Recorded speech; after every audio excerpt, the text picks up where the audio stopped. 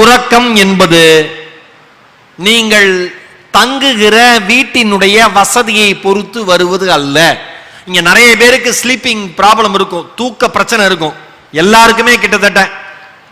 ஏன்னா இது வந்ததுல இருந்து தூக்கம் போயிடுச்சு, கரெக்டா? ஏன்னா தூங்குறதுக்கு கடைசி செகண்ட் முன்னாடி வரைக்கும், அதே மாதிரி சாகிறதுக்கு கடைசி செகண்ட் முன்னாடி வரைக்கும் இதுதான் பாக்குறான். தூங்கி முழிச்ச உடனே பழைய காலத்துல வேப்பங்கூச்சி தேடினானுங்க பல்லு தேய்க்க, அப்புறம் கொஞ்சம் வளர்ந்தோட பேஸ்ட் பிரஷ் தேடினானுங்க. இப்ப தூங்கி முடிச்சோட செல்போன்.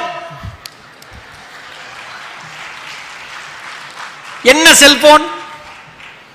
இது வந்ததுல இருந்து தூக்கமே போச்சா? நான் அதான் சொல்றேன், வீட்டினுடைய வசதியை பொறுத்து வருவது அல்ல தூக்கம், உழைத்து களைத்து வருகிற அசதியை பொறுத்து வருவதுதான் தூக்கம்.